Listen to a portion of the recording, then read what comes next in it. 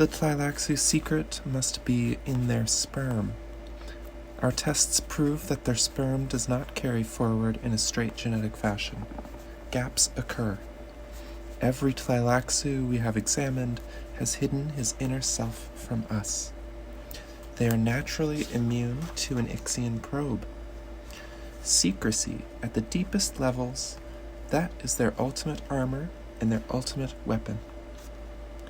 Bene Gesserit analysis, archives code BTXX441WOR. On the morning of Shiana's 4th year in priestly sanctuary, the reports of their spies brought a gleam of special interest to the Bene Gesserit watchers on Rakis. "She was on the roof, you say?" the mother commander of the Rakian keep asked. Tamerlane, the commander, had served previously on Gamu and knew more than most about what the sisterhood hoped to conjoin here. The spy's report had interrupted Tamerlane's breakfast of sifrut confit laced with melange. The messenger stood at ease beside the table while Tamerlane resumed eating as she reread the report. "On the roof, yes, Mother Reverend," the messenger said. Tamerlane glanced up at the messenger, Kipuna, a Rakian native acolyte, being groomed for sensitive local duties. Swallowing a mouthful of her confit, Tamerlane said, "Bring them back." Those were her exact words. Kipuna nodded curtly. She understood the question. Had Shiana spoken with peremptory command? Tamerlane resumed scanning the report, looking for the sensitive signals. She was glad they had sent Kipuna herself. Tamerlane respected the abilities of this Rakian woman. Kipuna had the soft, round features and fuzzy hair common among much of the Rakian priestly class, but there was no fuzzy brain under that hair. "Shiana was displeased," Kipuna said. The Thopter passed nearby the rooftop, and she saw the 2 menacing prisoners in it quite clearly. She knew they were being taken to death in the desert. Tamerlane put down the report and smiled. So she ordered the prisoners brought back to her. I find her choice of words fascinating. "Bring them back?" Kipuna asked. "That seems a simple enough order. How is it fascinating?" Tamerlane admired the directness of the acolyte's interest. Kipuna was not about to pass up a chance at learning how a real Reverend Mother's mind worked. "It was not that part of her performance that interested me," Tamerlane said. She bent to the report, reading aloud. "You are servants unto Shaitan, not servants unto servants." Tamerlane looked up at Kipuna. "You saw and heard all of this yourself?" "Yes, Reverend Mother. It was judged important that I report to you personally should you have any other questions."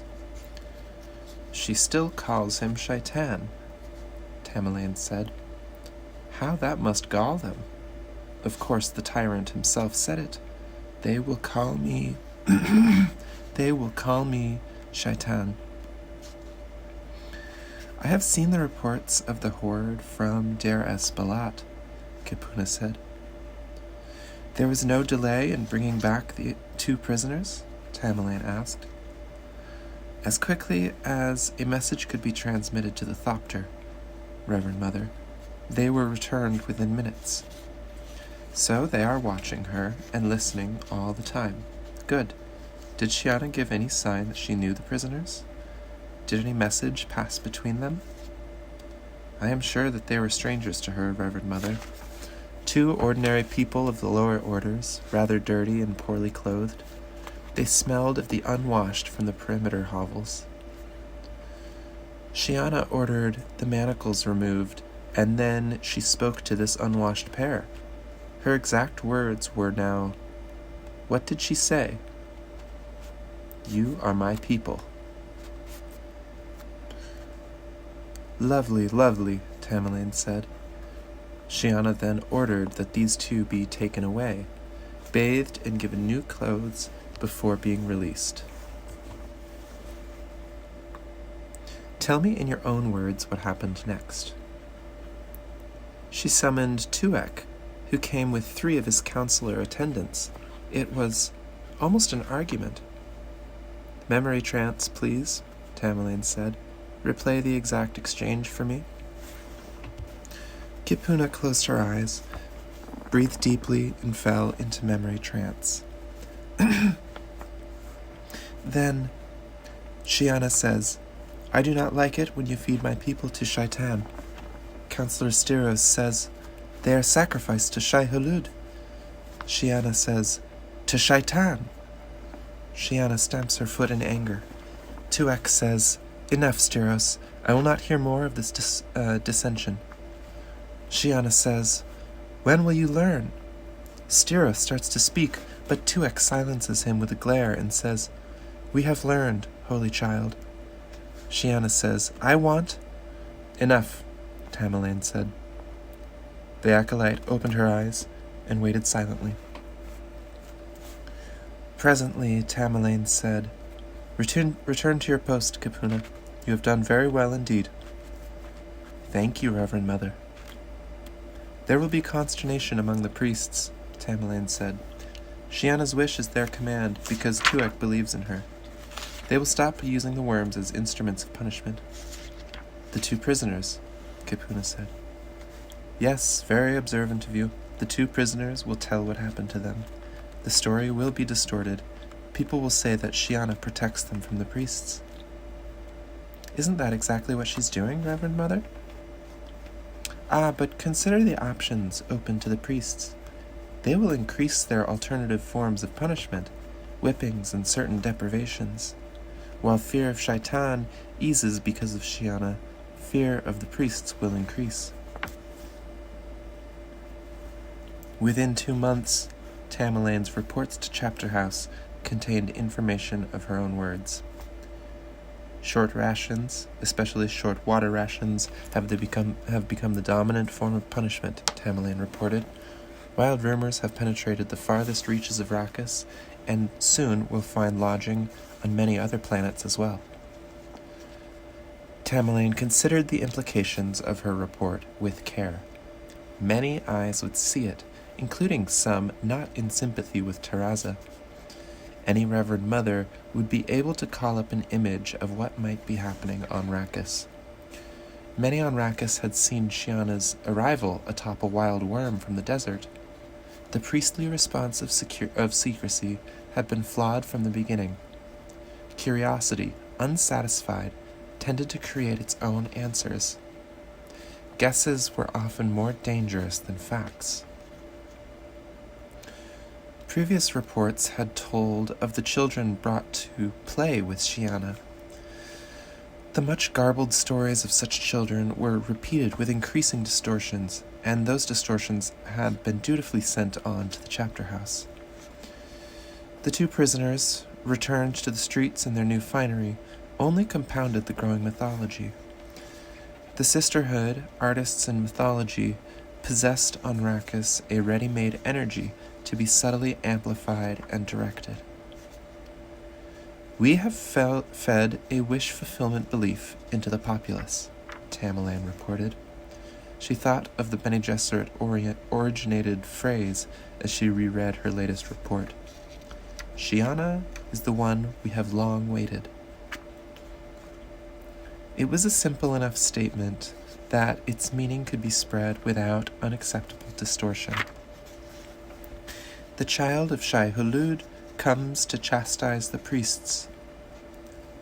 That one had been a bit more complicated. A few priests died in the dark alleys as a result of popular fervency.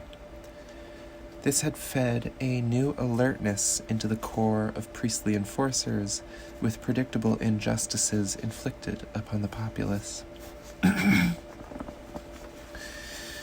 Tamerlane thought of the priestly delegation that had waited upon Shiana as a result of turmoil among 2 ex-counselors. 7 of them, led by Styros, had intruded upon Shiana's luncheon with a child from the streets. Knowing that this would happen, Tamerlane had been prepared, and a secret recording of the incident had been brought to her. The words audible, every expression visible, the thoughts quite apparent to a reverend mother's trained eye. "We were sacrificing to Shai-Hulud," Styros protested. "Tuek told you not to argue with me about that," Shiana said. How the priestesses smiled at the discomfiture of Styros and the other priests. "But Shai-Hulud," Styros began. "Shaitan," Shiana corrected him, and her expression was easily read. Do these stupid priests know nothing? "But we have always thought—" "You were wrong," Shiana stamped a foot. Styros feigned the need for instruction. "Are we to believe that Shai-Hulud, the divided god, is also Shaitan?" What a complete fool he was, Tamerlane thought. Even a pubescent girl could confound him, as Shiana proceeded to do. "Any child of the streets knows this almost as soon as she can walk," Shiana ranted. Styros spoke slyly. "How do you know what is in the minds of the street children?" "You are evil to doubt me," Shiana accused. It was an answer she had learned to use often, knowing it would get back to Tuek and cause trouble. Styros knew this only too well. He awaited with downcast eyes, while Shiana, speaking with heavy patience as one telling an old fable to a child, explained to him that either God or devil or both could inhabit the worm of the desert. Humans had only to accept this. It was not left to humans to decide such things. Styros had sent people into the desert for speaking such heresy. His expression, so carefully recorded for Bene Gesserit analysis, said such wild concepts were always springing up from the muck at the bottom of the Rakian heap. But now, he had to contend with Tuek's insistence that Shiana spoke gospel truth. As she looked at the recording, Tamerlane thought the pot was boiling nicely. This she reported to Chapter House. Doubts flogged Styros, doubts everywhere except among the populace in their devotion to Shiana. Spies close to Tuek said he was even beginning to doubt the wisdom of his decision to translate the historian locutor Dromund. Was Dromund right to doubt her? Tuek demanded of those around him. Impossible, the sycophants said. What else could they say? The high priest could make no mistake in such decisions. God would not allow it. Shiana clearly confounded him, though. She put the decisions of many previous high priests into a terrible limbo. Reinterpretation was being demanded on all sides. Styros kept pounding at Tuek. What do we really know about her? Tamerlane had a full account of the most recent such confrontation. Styros and Tuek alone, debating far into the night, just the two of them, they thought, in Tuek's quarters, comfortably ensconced in rare blue chair dogs, melange-laced confits close at hand. Tamerlane's holophoto record of the meeting showed a yellow single glow globe drifting on its suspensors close above the pair. The light dimmed to ease the strain on tired eyes. Perhaps that first time, leaving her in the desert with a thumper, was not a good test, Styros said. It was a sly statement. Tuek was noted for not having an excessively complicated mind. Not a good test? Whatever do you mean? God might wish us to perform other tests. You have seen her yourself, many times in the desert, talking to God. Yes, Styros almost pounced. Clearly it was the response he wanted. If she can stand unharmed in the presence of God, perhaps she can teach others how this is accomplished. You know this angers her when we suggest it. Perhaps we have not approached the problem in quite the right way. Styros, what if the child is right? We serve the divided God. I have been thinking long and earnestly about this. Why would God divide? Is this not God's ultimate test? The expression on Styros' face said this was exactly the kind of mental gymnastics his faction feared. He tried to divert the high priest, but Tuek was not to be shifted from a single-track plunge into metaphysics. The ultimate test, Tuek insisted, to see the good in evil and the evil in good. Styros' expression could only be described as consternation. Tuek was God's supreme anointed. No priest was allowed to doubt that. The thing that might now arise if Tuek went publicly with such a concept would shake the foundations of priestly authority. Clearly, Styros was asking himself if the time had not come to translate his high priest. I would never suggest that I might debate such profound ideas with my high priest, Styros said, but perhaps I can offer a proposal that might resolve any doubts. Propose them, Tuek said. Subtle instruments could be introduced in her clothing. We might listen when she talks to. Do you think God would not know what we did? Such a thought never crossed my mind. I will not order her taken into the desert, Tuek said. But if it is her own idea to go? Styros assumed the most ingratiating expression. She has done this many times. But not recently. She appears to have lost her need to consult with God. Could we not offer suggestions to her? Styros asked.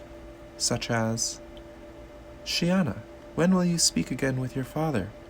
Do you not long to stand once more in his presence? That has more the sound of prodding than suggestion. I am only proposing that this holy child is no simpleton. She talks to God, Styros. God might punish us sorely for such presumption. Did God not put her close for us to study? Styros asked.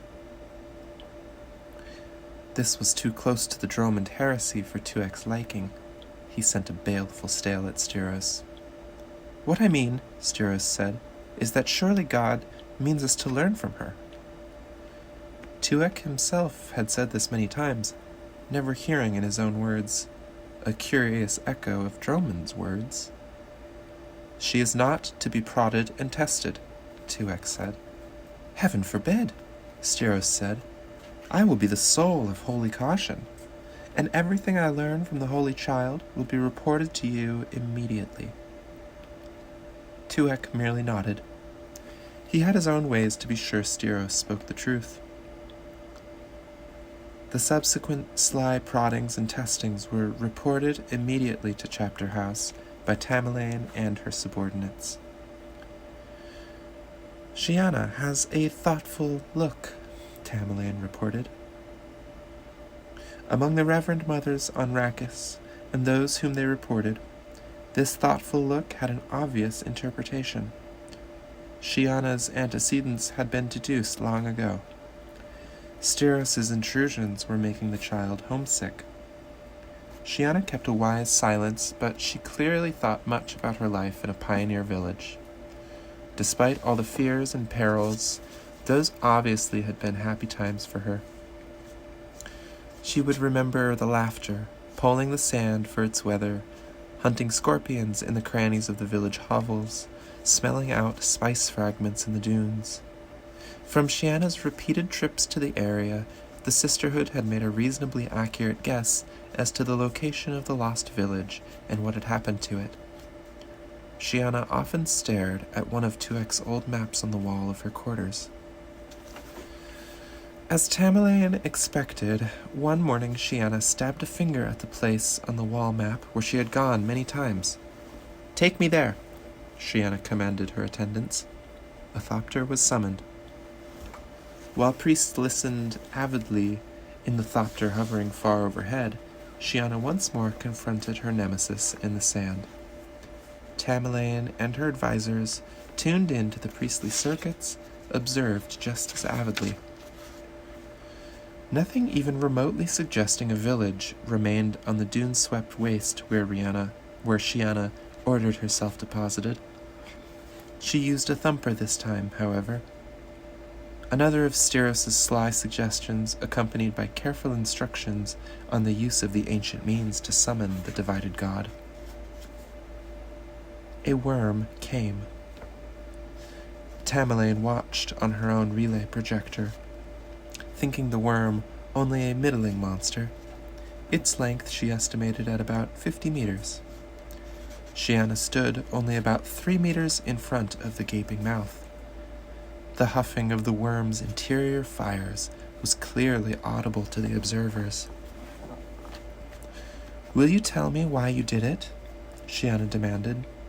She did not flinch from the worm's hot breath. Sand crackled beneath the monster, but gave no sign that she heard. "Answer me!" Shiana commanded. No voice came from the worm, but Shiana appeared to be listening, her head cocked to one side. "Then go back to where you came from," Shiana said. She waved the worm away. Obediently, the worm backed off and returned beneath the sands.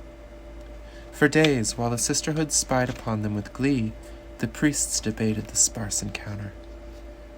Shiana could not be questioned, lest she learn that she had been overheard. As before, she refused to discuss anything about her visits to the desert.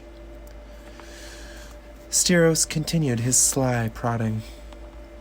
The result was precisely what the sisterhood expected. Without any warning, Shiana would awaken some days and say, "Today I will go into the desert." Sometimes she used a thumper, sometimes she danced her summons. Far out on the sands, beyond the sight of Keen or any other inhabited place, the worms came to her. Shiana alone, in front of a worm, talked to it while others listened. Tamerlane found the accumulated recordings fascinating as they passed through her hands on their way to Chapter House. "I should hate you." What a turmoil that caused among the priests. Tuek wanted an open debate. Should all of us hate the divided god at the same time we love him? Styros barely shut off this suggestion with the argument that God's wishes had not been made clear. Shiana asked one of her gigantic visitors, "Will you let me ride you again?" When she approached, the worm retreated and would not let her mount. On another occasion she asked, "Must I stay with the priests?" This particular worm proved to be the target of many questions, and among them, "Where do people go when you eat them? Why are people false to me? Should I punish the bad priests?" Tamerlane laughed at the final question, thinking of it, the turmoil it would cause among Tuek's people. Her spies duly reported the dismay of the priests. "How does he answer her?" Tuek asked. "Has anyone heard God respond?"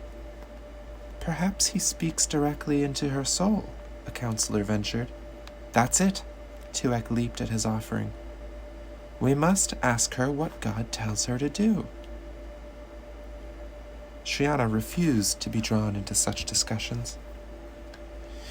"She has a pretty fair assessment of her powers," Tamerlane reported. "She's not going into the desert very much now, despite Styros' proddings. As we might expect, the attraction has waned. Fear and elation will carry her just so far before paling. She has, however, learned an effective command. Go away!" The sisterhood marked this as an important development. When even the divided god obeyed, no priest or priestess was about to question her authority to issue such a command.